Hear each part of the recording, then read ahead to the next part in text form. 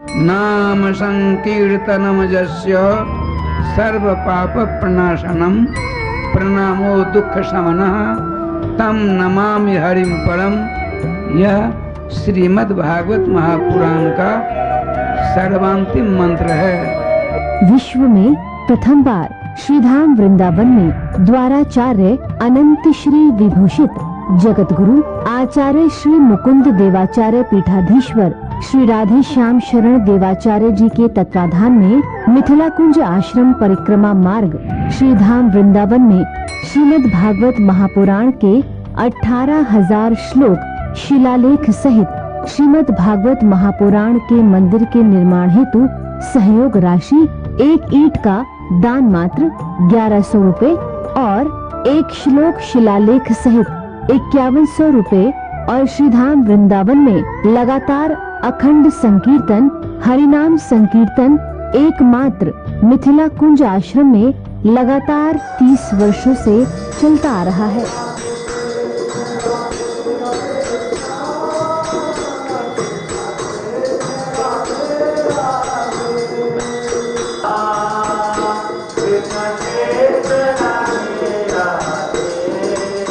आप भी अपना या अपने पूर्वजों, अपने परिवारजनों या अपने बच्चों के नाम संकीर्तन करवाना चाहते हैं तो एक दिन का संकीर्तन 1500 रुपए और एक महीने का संकीर्तन 15,000 मात्र है।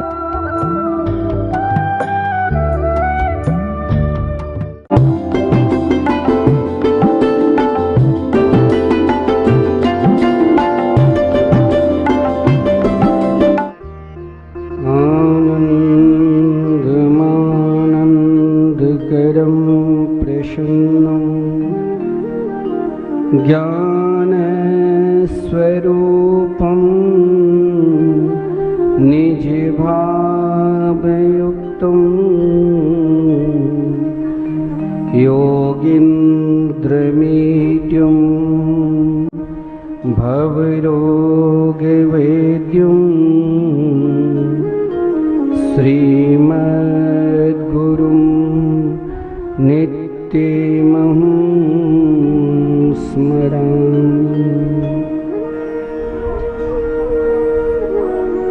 राधां कृष्ण स्वरूपाम्बे कृष्णं राधा स्वरूपिणं कलात्मानं निकुञ्जस्थं गुरुरूपं सदा भजे। वाञ्छा कल्पतरुभ्यश्च कृपा सिन्धुभ्य एव च पतितानां पावनेभ्यो वैष्णवेभ्यो नमो नमः। आइए हम सब भाव के साथ भगवान नाम के स्मरण करें। तत्पश्चात कथामृत का रसास्वादन करेंगे।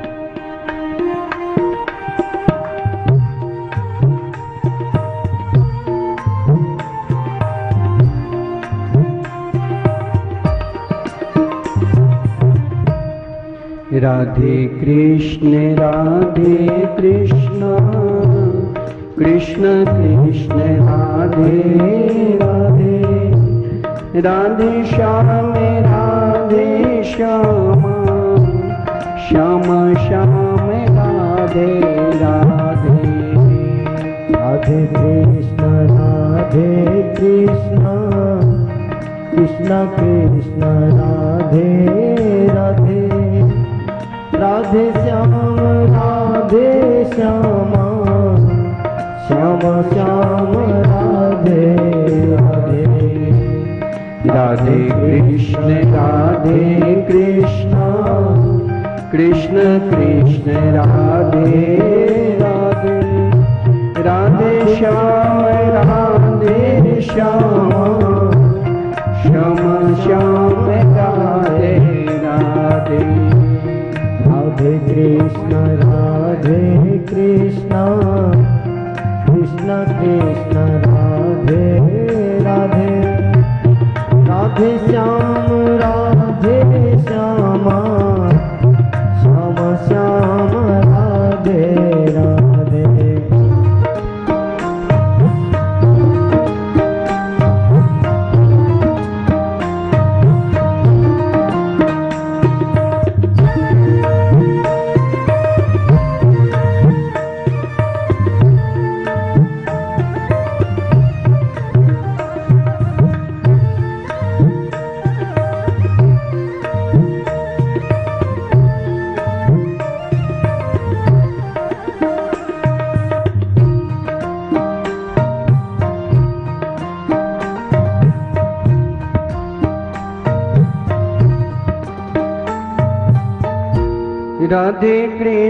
राधे कृष्ण कृष्ण कृष्ण राधे राधे राधे श्याम श्याम श्याम श्याम राधे राधे राधे कृष्ण कृष्ण कृष्ण कृष्ण राधे राधे राधे श्याम श्याम श्याम श्याम राधे राधे राधे कृष्ण कृष्ण कृष्ण राधे राधे राधे श्याम श्याम श्याम श्याम राधे राधे राधे कृष्ण कृष्ण कृष्ण कृष्ण राधे राधे राधे श्याम श्याम श्याम श्याम राधे राधे राधे कृष्ण कृष्ण कृष्ण कृष्ण राधे राधे राधे श्याम श्याम श्याम श्याम राधे राधे राधे श्याम राधे कृष्ण कृष्ण कृष्ण राधे राधे राधे श्याम श्याम श्याम श्याम राधे राधे राधे कृष्ण कृष्ण कृष्ण राधे राधे श्याम श्याम श्याम श्याम राधे राधे राधे कृष्ण कृष्ण कृष्ण राधे राधे राधे श्याम श्याम श्याम श्याम राधे राधे राधे कृष्ण कृष्ण कृष्ण राधे राधे राधे श्याम श्याम श्याम श्याम राधे राधे श्री वृंदावन बिहारी लाल की जय। श्री सद्गुरुदेव भगवान की जय। जय जय श्री राधे, जय जय श्री राधे।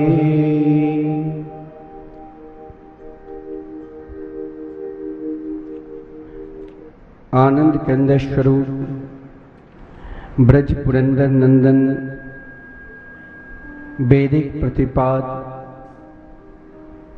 श्री यशोदा के लाडले लाल श्री नंद नंदन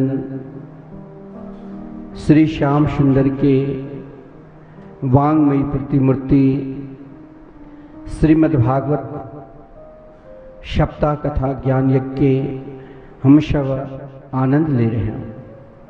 पूज्य गुरुदेव के द्वारा हम नित्य भागवत चिंतन के माध्यम से भगवान के अनेक प्रकार दिव्याति दिव्य लीला का रसास्वादन कर रहे हैं। साथ में हम सब भगवान की ओर, उनके नाम, उनके रूप, उनकी लीला की ओर कैसे चले, ये सब हमें पूज्य गुरुदेव के द्वारा प्राप्त हो रहे हैं। आज के दिन बहुत महत्वपूर्ण है। आज के दिन एक मिलन का दिन माना जाता है। आज हरियाली तीज है। श्री धाम वृंदावन में बांके बिहारी, साक्षात वृंदावन बिहारी, साल में एक ही दिन उनके विशिष्ट रूप से जो भी उत्सव होता है, आज बिहारी जी झूला पर झूलते हुए हम सभी श्रद्धालुओं को दर्शन देते हैं और साथ में अष्ट सखी युक्त आज के ही दिन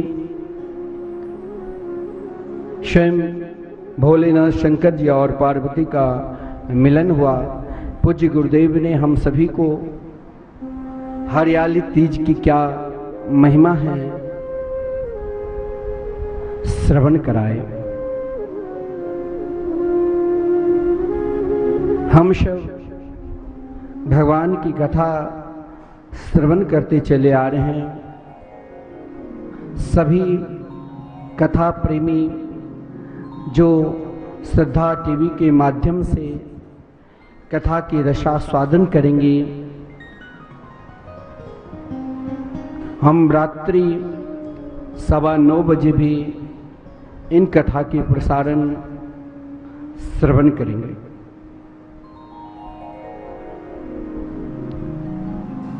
कल हम सब गिरिराज पूजन बड़े धूमधाम के साथ मनाए। गिरिराज जी एक कृपा के स्वरूप है।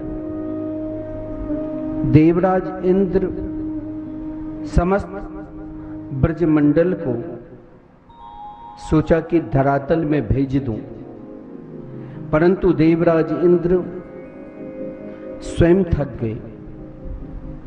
जीवन में अगर हमारे हृदय में परमात्मा के प्रति प्रेम है, समर्पित भाव है, तो कन्हैया अपने भक्तों के लिए हर पल हर क्षण आश्रय ही देते हैं।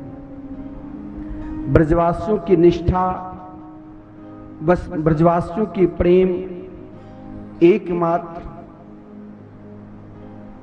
श्री कृष्ण के प्रति थी।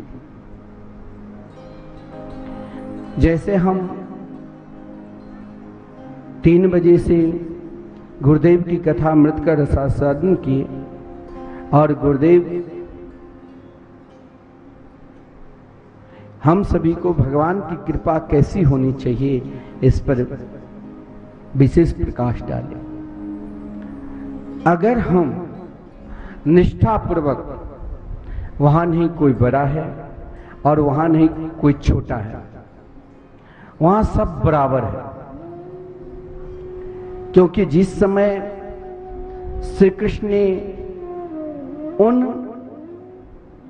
ब्रजवासियों पर कृपा की, तो कृपा कब किस युक्ति से भगवान प्राणी मात्र के ऊपर कृपा करते हैं, जिस कृपा के प्रथम फल क्या है? उन ब्रजवासियों ने मनसा वाचा कर्मणा परमात्मा के प्रति विश्वास किया, तो भगवान ने कृपा की। कौन सी कृपा? तो गिरिराज पर्वत को 7 दिन तक अपने कनिष्ठा उंगली पर उठा कर रखा और कहा, ब्रजवासी आओ मेरे, अगर तुम एकमात्र मेरे चरणारविंद के आश्रित हो चुके हैं तो आओ, मैं तुम सभी को रक्षा करता हूं। भगवान हर पल हर क्षण कहाँ किसके जरूरत होते हैं वहीं पर भगवान रक्षा करने के लिए चले आते। जिसने पुकारा उनकी वो रक्षा की। ब्रजवासियों ने पुकारा, अगर हम भी पुकारेंगे तो जरूर आज हमें भी रक्षा करेंगे। लेकिन हमारी पुकार भी, हमारे आर्त भी, हमारी निष्ठा भी, हमारी समर्पित भी, जब तक हम पूर्ण रूप से समर्पित नहीं हो जाएंगे, मैं बार बार आपसे कह रहा हूं कि अगर भगवान की कृपा चाहिए तो हमें स्वयं दीन बनना पड़ेगा। जब तक हम दीन नहीं बनेंगे तब तक दीन बंधु की कृपा नहीं होगी। कृपा सब पर करते हैं। गिरिराज के माध्यम से भगवान ने गौ की महिमा को बढ़ाया, गौ की पूजन हुआ और भगवान गोपाल बने, गोविंद बने। जिसने आश्रय लिया, चाहे द्रौपदी ने पुकारा तो ऐसा नहीं है भगवान नहीं छोड़े, उस समय जो जरूरत पड़ा वही बनकर आ गए। द्रौपदी स्वयं, द्रौपदी के लिए भगवान ने सोचा यहां गिरिराज पर्वत में यहां वस्त्र की जरूरत है, तो भगवान तुरंत वस्त्रावतार हो गए। माता जानकी ने पुकारा अशोक वाटिका, तो माता जानकी के लिए भी भगवान ने क्या किया? वहां अगर जो प्राणी पुकारेंगे उनके लिए क्या जरूरत है वो कन्हैया स्वयं जानते हैं, तो स्वयं पुल बांध दिया समुद्र में। हमें भी पुकारेंगे। माता जानकी क्यों पुकारा? ये भी कृपा है। किसके ऊपर कृपा की? रावण के ऊपर। आज एक सज्जन ने हमें अभी फोन किया था कि पूज्य गुरुदेव के प्रवचन सुनते हुए उसने कहा कि हम वृंदावन में आज परिक्रमा लगाए और परिक्रमा लगाकर मिथिला कुंज आए। कहीं लिखा है कृष्ण कुंज, कहीं लिखा है राधा कुंज, लेकिन ये मिथिला कुंज की क्या विशेषता है? मिथिला कुंज क्यों पड़ा? यहां ऐसी कौन सी कृपा हो? क्योंकि जब तक कृपा नहीं होगी तब तक हमें रास में प्रवेश ही नहीं होगा।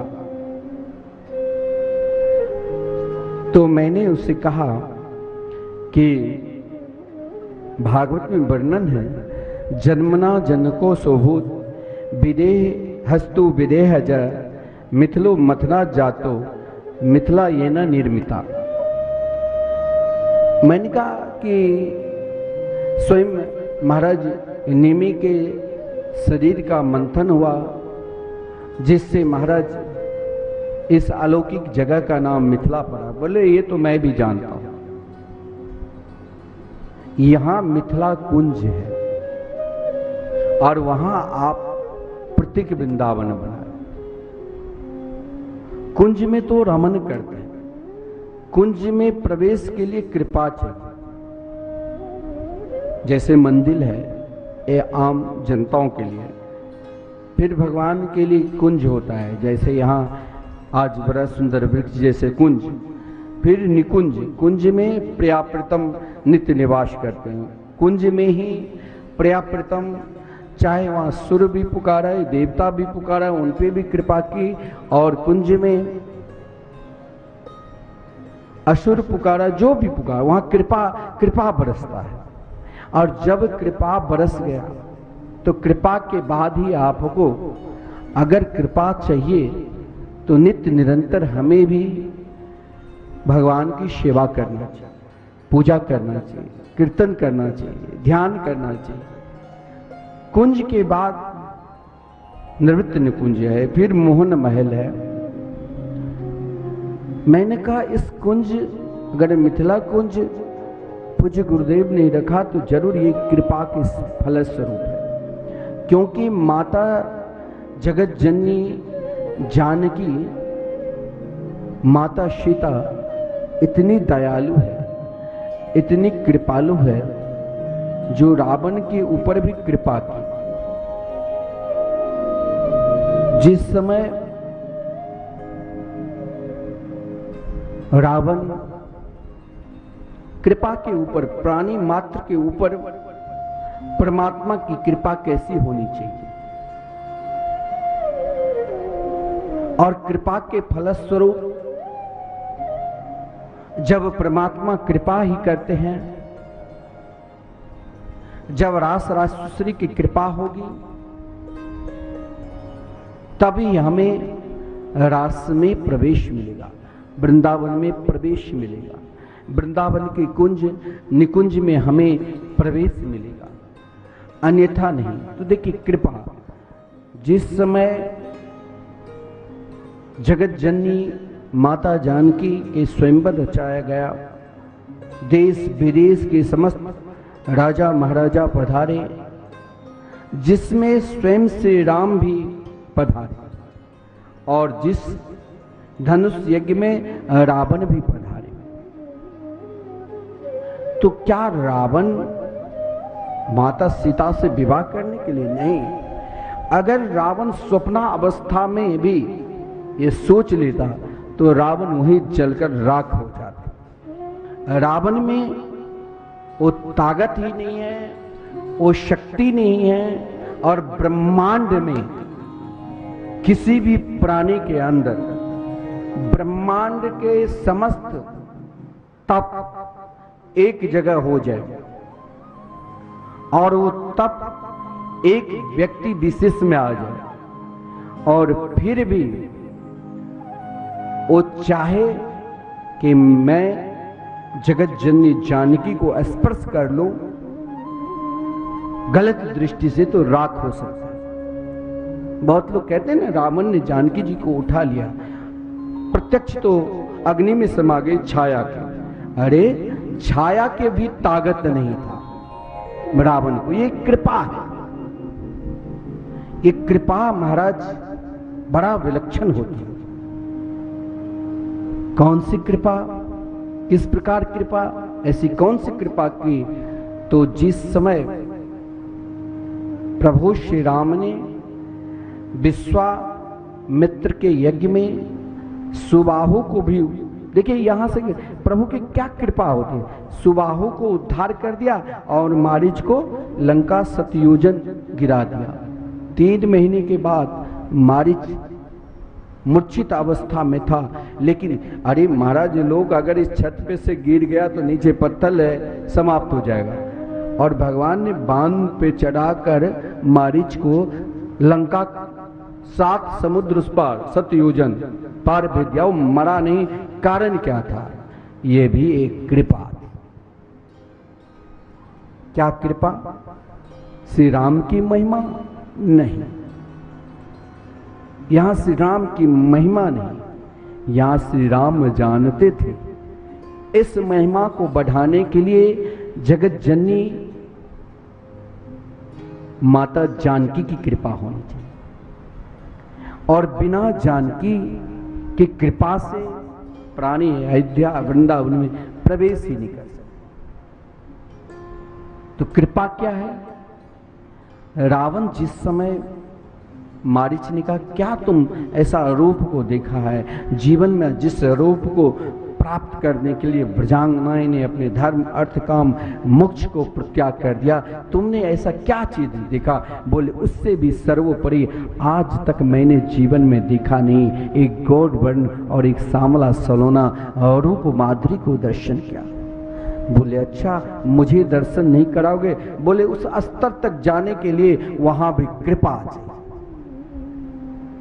उस स्तर तक पहुंचने के लिए वहां भी कृपा चाहिए। यहां तो हम स्वयं आपस में लड़ते हैं कि हम बड़े तो वो बड़े, लेकिन रावण ने सोचा यदि हम बड़े बनकर वहां पर गया, वहां तो बड़े बड़े राजा महाराजा है, तो मेरे तो बर्बाद ही हो जाऊंगा, मुझे तो श्री राम की कृपा चाहिए। तो कहां कृपा की? जिस समय पुष्प वाटिका में गुरुदेव की सेवा में लीन थे, देखा एक बट वृक्ष के नीचे रावण नेत्र बंद करके प्रभु के ध्यान कर रहे थे और ध्यान जो ही कर रहे थे उसे ध्याना अवस्था में भगवान ने लखन लाल जी से कहा, आप गुरुदेव की सेवा करो, मैं जरा देखकर आता हूँ। जब वहाँ पर पहुँचे तो रावण 20 नेत्र के द्वारा, 20 नेत्रों के द्वारा 10 सिर 20 नेत्र के द्वारा भगवान के सोचा अभिषेक करो, तो अश्रुपात के द्वारा अभिषेक किया, स्तुति की और हृदय में बैठा लिया सिंहासन। लेकिन प्रभु श्री राम से रावण ने कहा, हे प्रभु मेरे ऊपर आप कृपा करिए।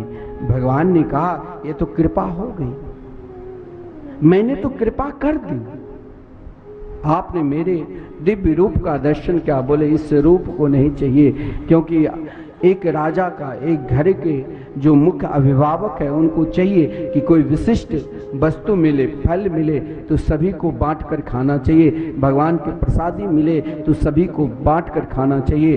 प्रभु मैंने तो ले लिया इस फल को, कृपा, लेकिन लंका में असुर लोगों के ऊपर कृपा कैसे होगी?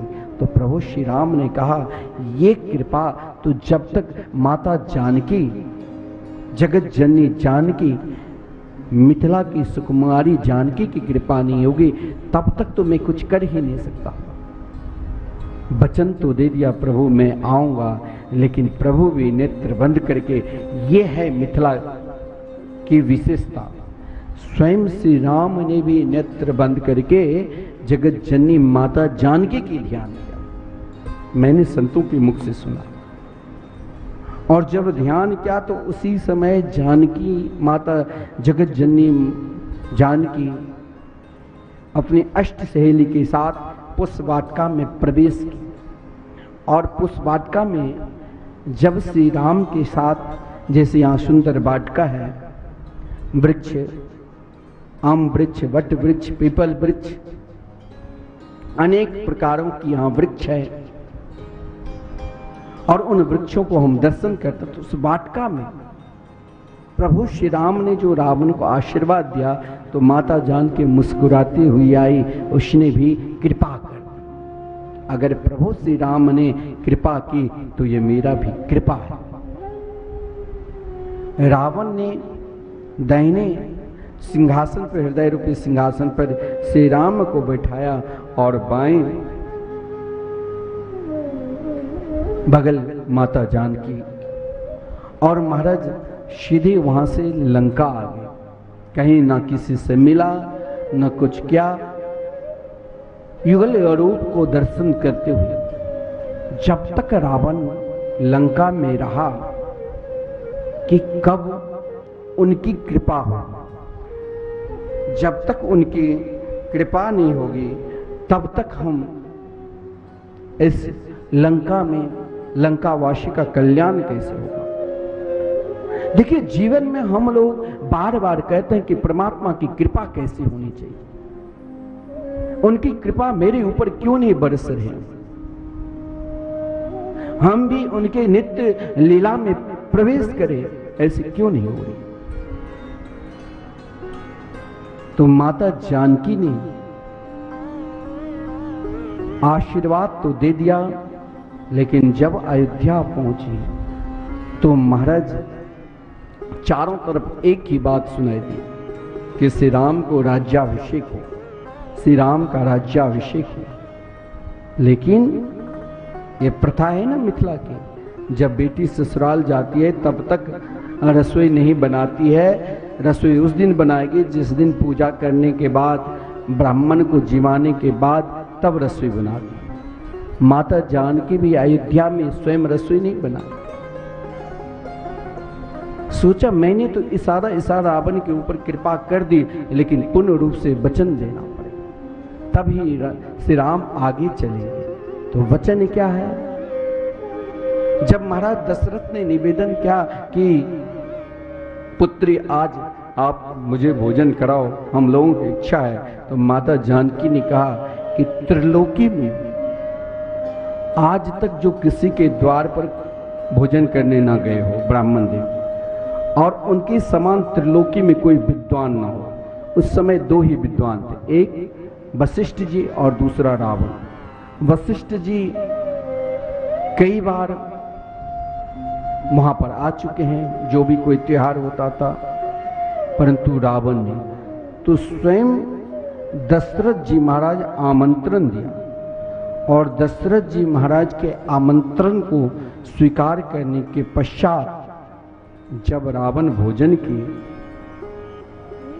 तो माता जानकी, भोजन के बाद दक्षिणा समर्पित किया जाता है, तो माता जानकी ने दक्षिणा दी तो रावण ने नहीं लिया। हीरा जवाहरत कहा कि माता श्री मैं ये लेकर क्या करूं, सोने की लंका में निवास करता हूं और समुद्र मेरे डर से स्वयं काल भी मेरे पैर के नीचे रहता है। तब रावण ने प्रार्थना की, हमें अगर आप दक्षिणा देना चाहते हो तो ये चरणारविंद, ये जो चरणारविंद आपके हैं वो चरणारविंद लंका एक बार प्रवेश करे। रावण ने माता जानकी को किस स्थान पर दिया? जहां रावण को शांति मिलती थी, जहां रावण को शोक दूर होता था, जहां ऐसा एक सुंदर दिव्य बगीचा था, जहां अशोक के वृक्ष, नाना प्रकार के वृक्ष, वहां पर जानकी जी के स्थान दिया। तो जानकी जी ने रावण को वचन दिया कि मैं या मेरी छाया तुम्हारे ऊपर कृपा जरूर करेंगे, क्योंकि तुमने हृदय में मेरे को बसा लिया। और तब ये योजना बनी।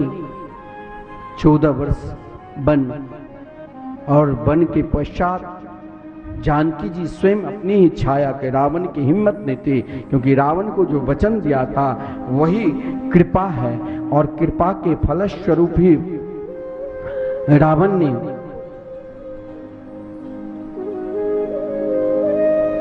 उस अलौकिक दिव्य रूप माता जानकी की प्रत्यक्ष दर्शन करके अपने ऊपर कृपा, और जब माता जानकी कृपा हो गई तो श्री राम अवश्य कृपा करेंगे। तो माता जानकी साक्षात आह्लादिनी शक्ति है, आद्या शक्ति, और रास रासेश्वरी राधा रानी आह्लादिनी शक्ति। और जब उन दोनों का एक जगह आद्या शक्ति और आह्लादिनी शक्ति जब एक जगह हो जाते हैं तो वही मिथिला कुंज है। और जब उन कुंज में प्रिया प्रीतम नित्य वास करते हैं, जहाँ ठाकुर श्री राधा मोहन बिहारी के दिव्याति दिव्य रूप है, और जहाँ स्वयं संकीर्तन अखंड विश्व में नाम चल रहे हैं, रूप भी है, नाम रूप लीला धाम, अखंड संकीर्तन जो आप सब के सहयोग से निरंतर कीर्तन चलता रहता, जहां लीला हर हमेशा भगवान की दिव्य चरित्र कथा चल रही है। समय समय पर रास लीला श्री राधा रानी के प्रागट उत्सव, कोरोना काल में अगर मंजूरी मिलेगा तो आप सब वहां जरूर दर्शन करोगे। और धाम है यही मिथिला कुंज की पहचान है। तो ये कृपा है। तो गिरिराज जी की कृपा उन ब्रजवासियों के ऊपर, उन भक्तों पर ऊपर हुए जिसने एकमात्र श्री कृष्ण के चरणारविंद के आश्रय ले लिया था, जिसके जीवन में श्री कृष्ण के सिवा और कुछ है ही नहीं, जिनकी सोच में श्री कृष्ण की सिवा कुछ है ही नहीं। उन्हें ना स्वर्ग की इच्छा है, ना ब्रह्म कैलाश लोक की इच्छा है, ना उनकी ब्रह्म लोक की इच्छा है, और ना उनके हृदय में वैकुंठ लोक की भी इच्छा नहीं है। इसीलिए श्री कृष्ण ने उन भक्तों को रास से पूर्व ही अपने समस्त लोक लोकांतरों को दर्शन करा दिया। ब्रजवासी कितने अत्यधिक श्री कृष्ण से प्रेम करते हैं। एक स्त्री के अगर उनके पति 2 रख लेता है तो जलन 4-5, लेकिन वहां कोई स्त्री पुरुष नहीं था। वहां उन गोपियों ने जो कात्यायनी देवी के वहां 4 प्रकार, चारों वर्णों के गोपी के झुंड श्री कृष्ण की सब इच्छा प्रकट की। हर प्राणी को एकमात्र श्री कृष्ण के चरणार बिंद चाहिए। पति के लिए कात्यायनी देवी की यदि आराधना की तो वहां भागवत में यह वर्णन नहीं है कि एक गोपी ने आराधना, हजारों गोपियों की झुंड सब श्री कृष्ण के पति के रूप में स्वीकार करने के लिए ही कात्यायनी देवी की उपासना की। और उनके भाव, उनकी प्रेम हम सब आपस में बांटते हैं। जब तक आप स्वयं को बांटते रहोगे तब तक श्री कृष्ण की कृपा नहीं होगी। जिस दिन स्वयं अपने आप को विशाल हो जाओगे और अपने हृदय में प्रिया प्रीतम की वास कराओगे। उन ब्रजवासियों ने वैकुंठ लोक को प्राप्त करने के बाद यही कहा कि जहां वृंदावन धाम नहीं, जहां यमुना नदी नहीं, वहां हम ब्रजवासियों को तनिक मन नहीं लगता है। उनके हृदय में एक ही प्रेम, एक ही भाव श्री कृष्ण को प्राप्त करना है।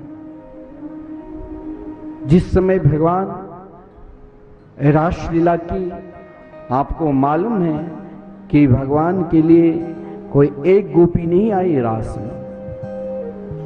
जिसके जीवन में श्री कृष्ण के प्रति प्रेम है, जिसके जीवन में उनके प्रति समर्पित है, वही तो रास बिहारी को झूला झुला सकते हैं, वही तो रास बिहारी के निकट जा सकते हैं। भागवत में स्वयं वर्णन है कि शरद पूर्णिमा के दिन भगवान जब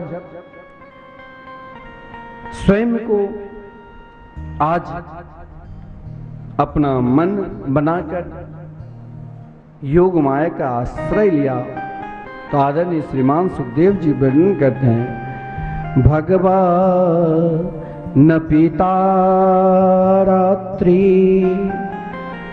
सरिदोत्फुल्ल मल्लिका विक्षिरन्तुं मनश्चक्रे योग माया मुपाश्रित। ऐसा क्या हुआ? भगवान तो बंसी बजाते ही रहते हैं। आज भी अगर हमारे हृदय में वो प्रेम है, आज भी हम उनकी बंसी की धुन, मुरली की धुन सुन सकते हैं। और यदि उस बंसी को हमें सुनना है तो उसके लिए हमें भी गोपी बनना पड़ेगा। गोपी लहंगा फरिया पहनकर हम नाच लिया, गा लिया, इसे कोई गोपी नहीं कहते। जिसने अपने जीवन को ही परमात्मा के चरणारविंद में समर्पित कर दिया। उनके भी कान हैं, उनके भी आंख है, उनके भी नाक है, उनके भी खाने की इच्छा हो रही है, लेकिन उन समस्त इच्छा को जिसने श्री कृष्ण के चरणारविंद में समर्पित कर दिया। गोपी शब्द का अर्थ भी यही है, गोभी इंद्रिय कृष्ण रसम पिबती इति गोपी। आज यमुना किनारे देखिए, मैंने ये कहा भगवान किसे स्वीकार करते हैं, भगवान की कृपा प्राणी मात्र के ऊपर कैसे है। कभी भी हमें भी यह नहीं सोचना चाहिए कि भगवान की कृपा मेरे ऊपर नहीं है। भगवान राशि में सब पे कृपा की। अरे हम जब उनको देंगे तो वो हमें क्यों नहीं देंगे? वो तो हमें सूद ब्याज के सहित हमें वापस कर देंगे, लेकिन हमें तो उसे देना पड़ेगा। और वो कुछ और नहीं लेते हैं, वो तो मनमोहन है, वो तो मन को चुराने वाले हैं। हमें देना पड़ेगा।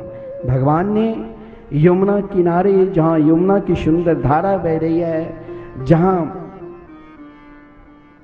मल्लिका इत्यादि फूल खिले हुए हैं, आज भगवान ने भी विचार किया उन भक्तों के साथ रमन करना है, उन्हें अपने बंसी का रसास्वादन करना है, जिसने इस बंसी की धुन को सुनने के लिए नित्य निरंतर तरसते हैं, जिसकी इच्छा, जिसकी कामना एकमात्र से कृष्ण की ओर है। अब देखिए, उन भक्त, हमें भी उन भक्तों के स्तर में जाना पड़ेगा। जब तक हम अपने स्तर को कृष्ण के चरणार बिंद में नहीं लगाएंगे, तब तक से कृष्ण हमें कैसे स्वीकार कर लेंगे। वहां एक गोपी की कथा नहीं है वहां तो सर्वप्रथम श्रुति स्वरूपा, जिसने अपने जीवन, श्रुति स्वरूपा गोपी कौन है? तो वेद की 1,00,000 ऋचाएं हम अपने धर्म, अपने कर्म, अपने ज्ञान, अपने उपासना, वेद में 1,00,000 मंत्र है ना, 80,000 कर्मकांड में, 4,000 ज्ञान कांड में और 16,000 उपासना कांड में। तो हमें भी अपने जीवन का सर्वश्रेष्ठ उपासना भी श्री कृष्ण की चरणार बिंद में समर्पित करना है। हमने कुछ दान दे दिया तो हम रात दिन चिल्लाते हैं, हमने कुछ भगवान में समर्पित कर दिया तो हम सोचते हैं हमने तो बहुत कुछ कर दिया। लेकिन उन वेद की ऋचाओं से पूछो जिसने अपने जीवन को प्राणी के हृदय में वास करा दिया, फिर भी उनके हृदय में कृष्ण प्रेम उत्पन्न ही नहीं हुआ। हम बहुत बड़े कर्मकांडी है, कर्म करते करते करते हम थक गए, मर जाते हैं, फिर हमें जन्म लेना पड़ता है, फिर भी कृष्ण प्रेम, वो बंसी का धुन क्या है, हमारे हृदय में नहीं प्रकट। हम अपने ज्ञान के द्वारा दुनिया को मोहित करते रहते हैं, लेकिन हम भी अभी उस स्तर तक नहीं पहुंचे हैं जिस स्तर पर हमें कृष्ण की बंसी सुनाई दे। हम अपनी उपासना को बहुत विस्तार कर चुके हैं, लेकिन हमारी उपासना भी, हमारे व्रत भी, हमारी साधना भी, हमारे ध्यान भी उस स्तर तक नहीं पहुंचे हैं जिस स्तर में हमें श्री कृष्ण के बंसी के धुन सुनना है। उन स्तर तक जाने के लिए हमें भी अपने जीवन का सारा कर्म, हमें भी अपने जीवन का सारा ज्ञान और हमें भी अपने जीवन का सारा व्रत उपासना श्री कृष्ण के चरणार बिंद में जब तक हम समर्पित नहीं करेंगे, तब तक हमें बंसी की धुन कैसे सुनाई देगी। यमुना के किनारे कृष्ण की कृपा बरस रही है। भगवान उस कृपा रूपी बंसी को निनाद कर रहे हैं। जो स्वयं कर्तुम अकर्तुम निथास कर्तुम में सर्वसमर्थ है, आज बंसी बजा रहे हैं। किसके लिए? उन भक्तों के लिए जिन वेद की ऋचाओं ने श्री कृष्ण को अपना जीवन दे दिया। किसके लिए? उन ऋषि मुनियों के लिए जिसने दंडकारण्य में रहने वाले एक पलक में माता जानकी के दर्शन क्या कि रावण ले जा रहे हैं, और श्री राम जिन जानकी के वियोग में जंगल में भटक रहा था, उन ऋषि मुनि ने कहा रहने दो यहाँ की ध्यान साधना, जाओ श्री राम के चरणार बिंद में जो मुझे भी राम पुकारे। आज भगवान भी उन भक्तों को, उन ऋषियों को पुकार रहे हैं जिसने अपने जीवन ही कृष्ण के प्रेम में लगा दिया, और वही तो ब्रज में गोपी बनकर आए। हमने दुनिया की सुंदरता को देख देख कर थक गए। संसार में जहां भी देखो एक से एक सुंदर, जिसने सुंदरता को बनाई, अब मुझे इन दुनिया की सुंदरता को देखकर थक गया हूं, अब कोई और सुंदरता देखना है। वो सुंदरता तो वही है जिसने इस दुनिया को बनाई।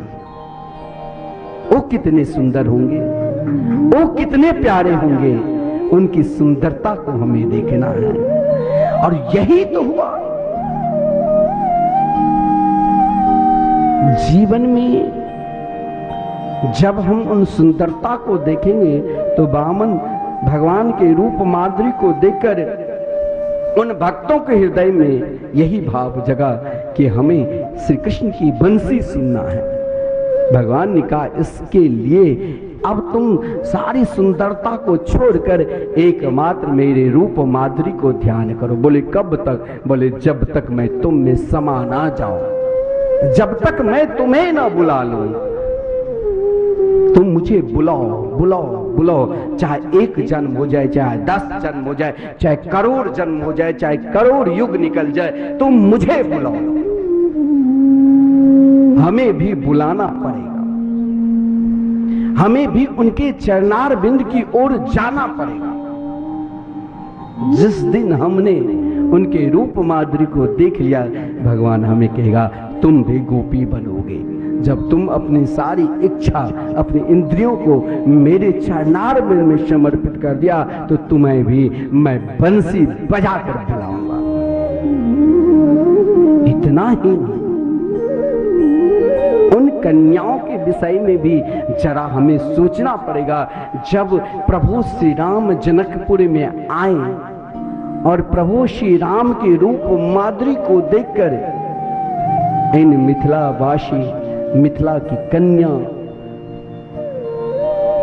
हम सब जीवात्मा उन परमात्मा के मिलने की आकांक्षा की। परमात्मा ने कहा तेरे हृदय में आकांक्षा है, प्रेम है, लेकिन अभी कमी है। तुम्हें भी मैं अपनी मुरली की तान सुनाऊंगी, लेकिन इस तान के लिए तुम्हें भी अभी गोपी स्तर तक जाना है।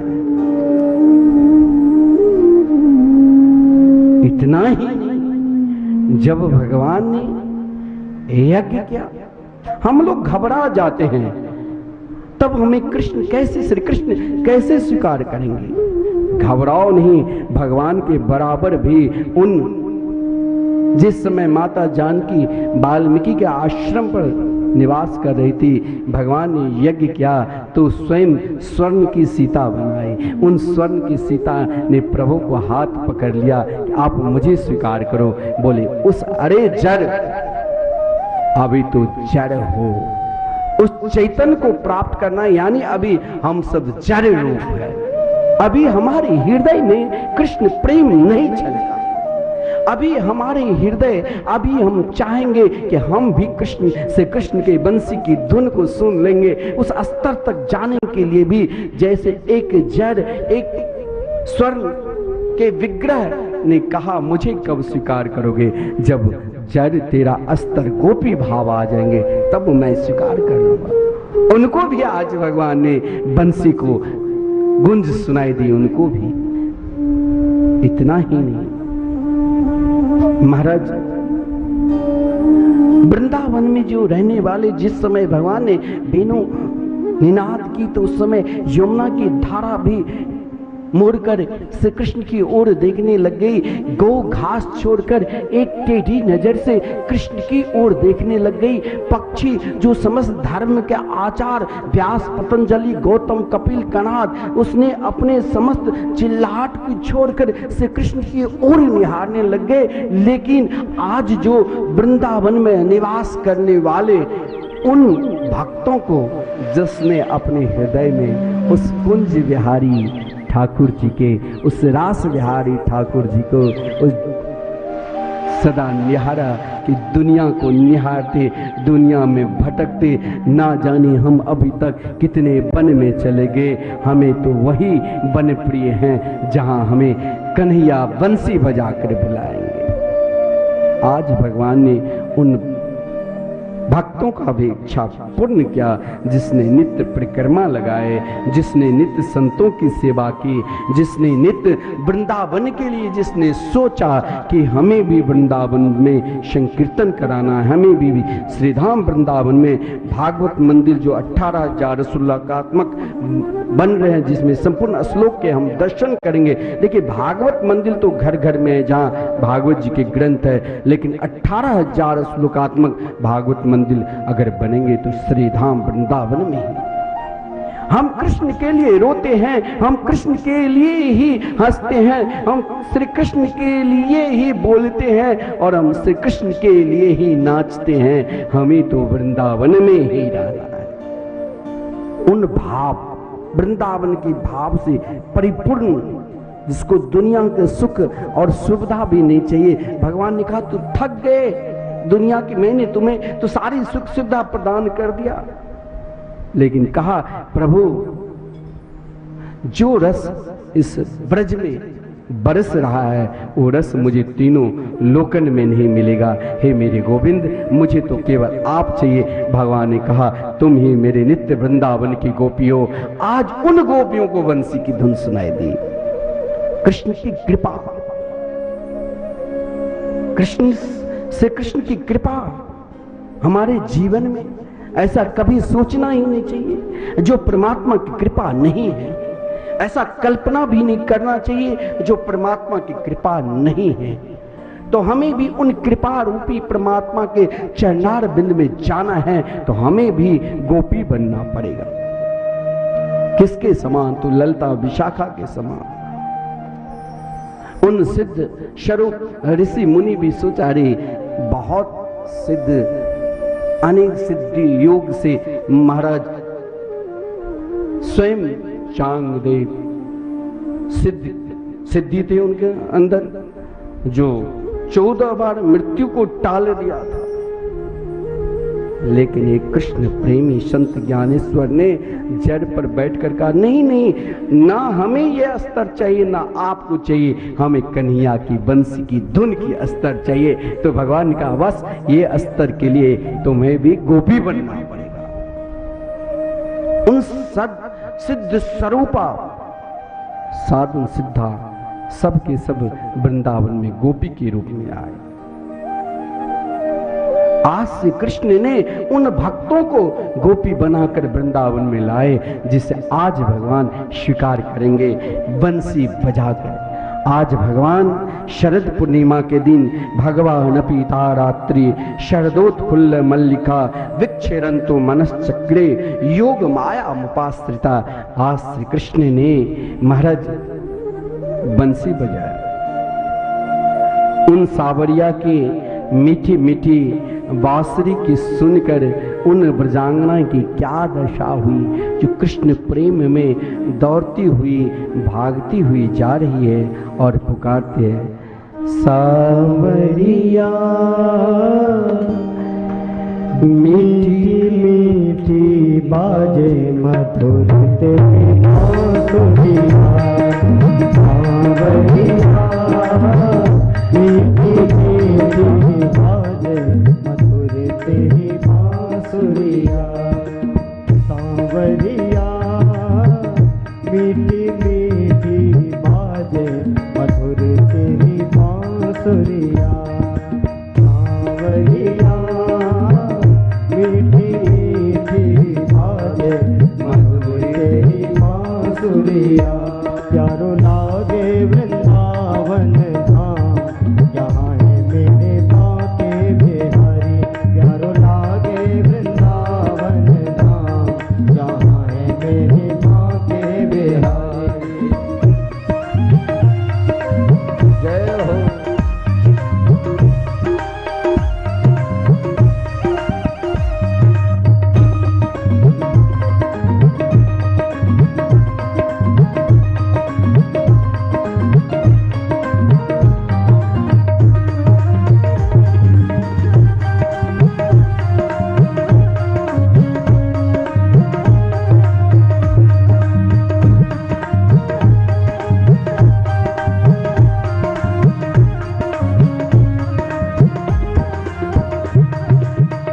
तेरी मुरलिया मीठी मीठी बोले, तेरी मुरलिया मीठी मीठी बोले, तेरी मुरलिया मीठी मीठी बोले, तेरी मुरलिया मीठी मीठी बोले, तेरे जीवन।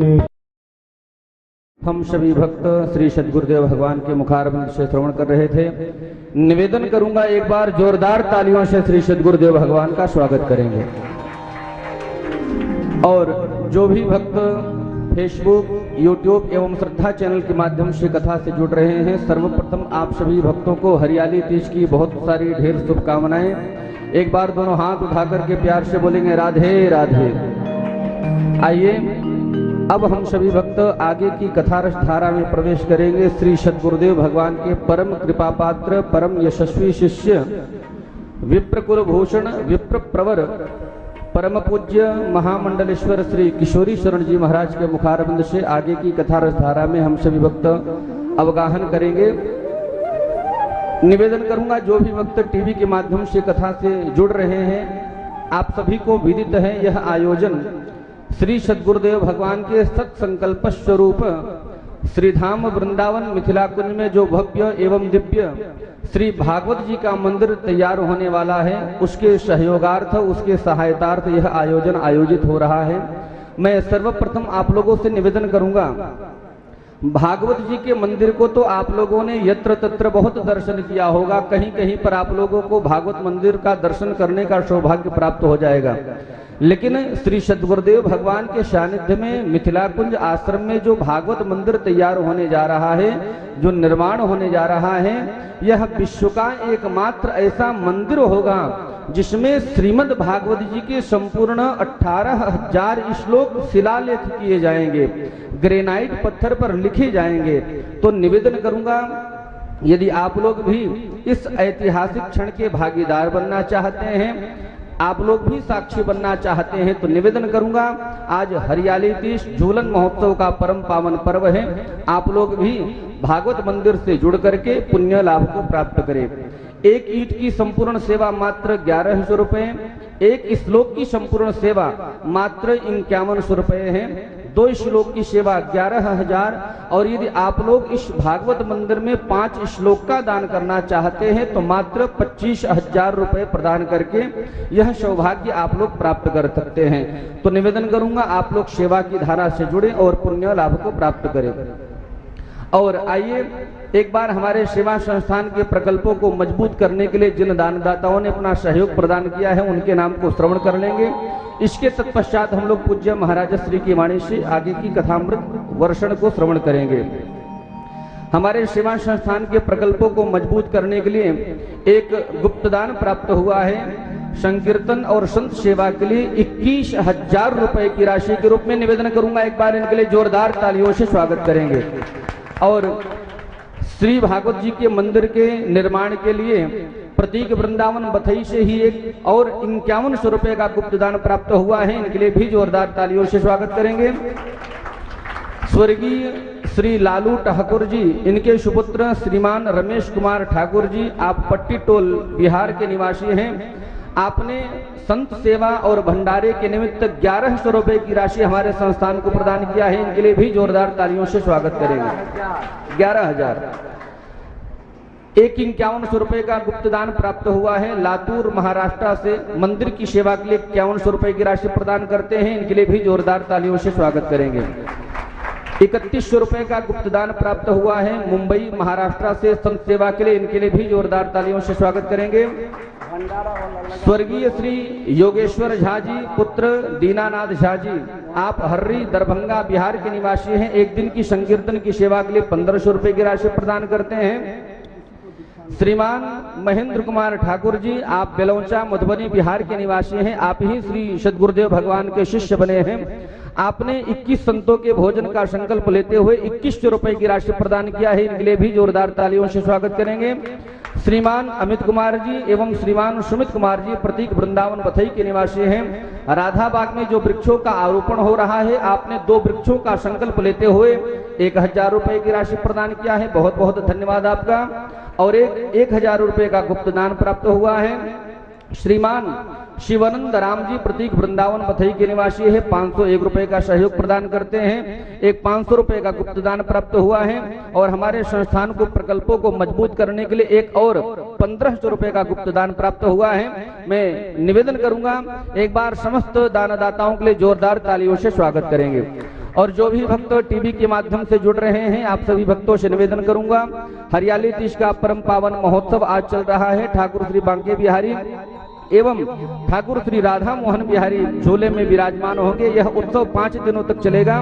तो जो भी भक्त झूलन महोत्सव के लिए अपनी सहयोग, अपनी सेवा हमारे संस्थान को, हमारे आश्रम को भेजना चाहते हैं, आपके टीवी स्क्रीन पर हमारे संस्थान के नंबर टेलीकास्ट हो रहे हैं। उन नंबरों पर संपर्क करके आप अपने दान की घोषणा को करवा करके पुण्य लाभ को प्राप्त कर सकते हैं। आइए अब हम सभी भक्त प्रवेश करते हैं पूज्य महाराज श्री के सानिध्य में। निवेदन करूंगा, एक बार जोरदार तालियों से पूज्य महाराज श्री का स्वागत करेंगे।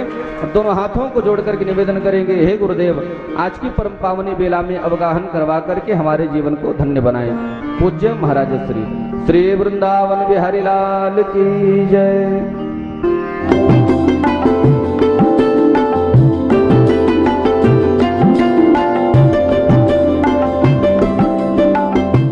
नाम संकीर्तनम जस्य सर्व पाप प्रणाशनम प्रणामो दुख शमनः तम नमामि हरिम परम। यह श्रीमद् भागवत महापुराण का सर्वांतिम मंत्र है। विश्व में प्रथम बार श्रीधाम वृंदावन में द्वाराचार्य अनंत श्री विभूषित जगत गुरु आचार्य श्री मुकुंद देवाचार्य पीठाधीश्वर श्री राधे श्याम शरण देवाचार्य जी के तत्वाधान में मिथिला कुंज आश्रम परिक्रमा मार्ग श्रीधाम वृंदावन में श्रीमद् भागवत महापुराण के 18,000 श्लोक शिलालेख सहित श्रीमद् भागवत महापुराण के मंदिर के निर्माण हेतु सहयोग राशि 1 ईंट का दान मात्र 1100 रुपए और 1 श्लोक शिलालेख सहित 5100 रुपए और श्रीधाम वृंदावन में लगातार अखंड संकीर्तन हरिनाम संकीर्तन एकमात्र मिथिला कुंज आश्रम में लगातार 30 वर्षों से चलता आ रहा है।